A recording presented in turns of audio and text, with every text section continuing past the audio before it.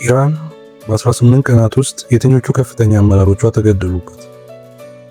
አሜሪካና እስራኤል ከ18 ቀናት በፊት ኢራን ላይ የከፈቱት ጦርነት ከተነሳበት ዕለት አንስቶ የኢራን እስላማዊ ሪፐብሊክ በርካታ አመራሮቹን አጥቷል። የቀድሞ ጠቅላይ መሪ አያቶላ አሊ ካሜኒ እና ሌሎች ከፍተኛ አመራሮቹ የተገደሉበት የኢራን መንግስት አሁንም ሳይፈረካከስ የአጸፋ ምላሽ እየሰጠ ቀጥሏል። እስራኤልም ከመጀመሪያዎቹ የጦርነት ቀናት በኋላ ረገብ አድርጋ የነበረውን ኢራን ባለስልጣናት ግድያ በድጋሜ ቀጥላ በአንድ ቀን ልዩነት ውስጥ ሶስት ከፍተኛ የደህንነት ባለስልጣናትን መግደሏን አስታውቃለች። ጦርነቱ ከተጀመረበት ጊዜ አንስቶ ምን ያህል የኢራን ባለስልጣናት ተገደሉ? በቅደም ተከተል እንመልከታቸው።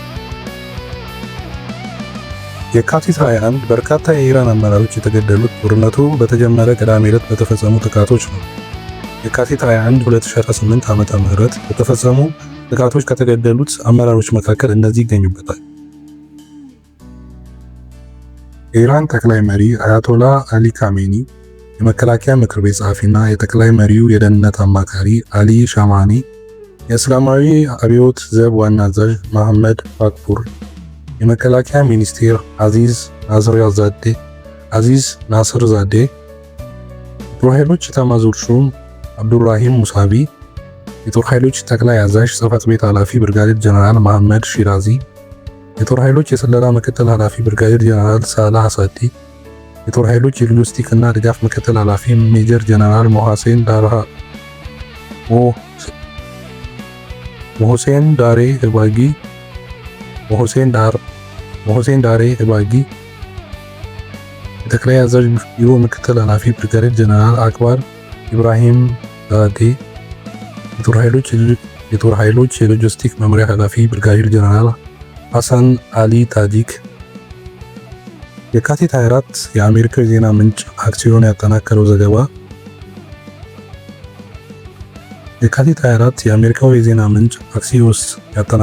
ዘገባ እንደሚያሳየው እስራኤል በመጀመሪያው ቀን ጥቃት የተገደሉት የመከላከያ ሚኒስትር ተክተው የተሾሙት ሰይድ ማጂድ ኢብን ኢርዛ ኃላፊነት በተረከቡ በሁለተኛው ቀን መግደሏን ገልጻለች።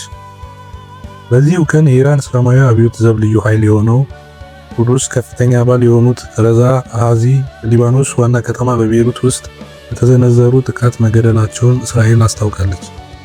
የካቲት 29 የእስራኤል መከላከያ ሰራዊት እሁድ የካቲት 29 ባወጣው መረጃ በቤይሩት ሆቴል ውስጥ በተፈጸመው ጥቃት ስብሰባ ላይ የነበሩ የአብዮቱ ዘብ 5 አዛዦችን መግደሉን አስታውቋል።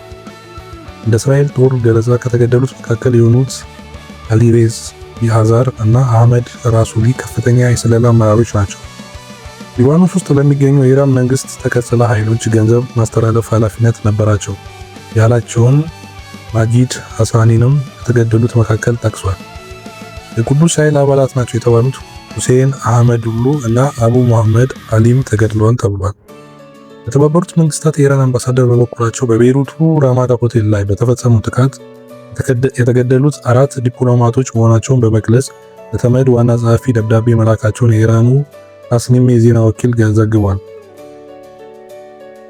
መጋቢት 3 የእስራኤል መከላከያ ሰራዊት በዚህ ዕለት ባወጣው መግለጫ ቤይሩት በሚገኘው ሄዝቦ ውስጥ የኢራን አብዮታዊ ዘብ የሚሳኤል ክፍል የኦፕሬሽን አዛዥ እንደሆኑ የገለጻቸው አቡዳር መሐመዲን መግደሉን አስታውቋል።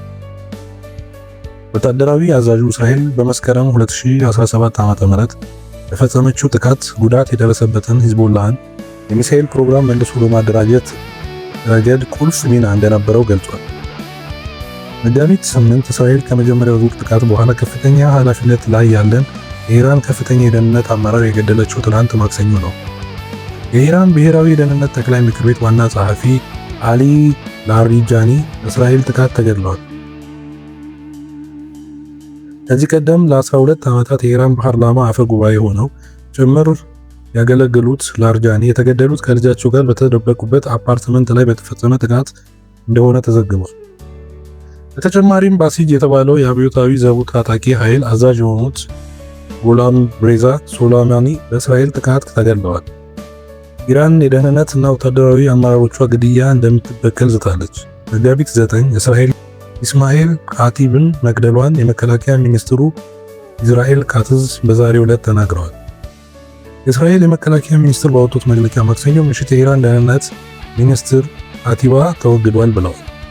የኢራን የስለላ ኃላፊው ስለመገደላቸው እስካሁን ማረጋገጫ አልተሰጠም። የደህንነት ሚኒስትሩ እስማኤል አቲም መገደላቸው ከተረጋገጠበት በ24 ሰዓት ውስጥ እስራኤል የተገደሉ ሶስተኛው ከፍተኛ የኢራን ደህንነት ሹም ያደርጋቸዋል። የእስራኤል ባለስልጣናት የኢራንን ከፍተኛ ፖለቲካዊና ወታደራዊ አመራሮችን መግደል እንደሚቀጥሉ እየተናገሩ በመሆናቸው የሰለባዎቹ ቁጥር አሁን ባለበት ላይቆም ይችላል።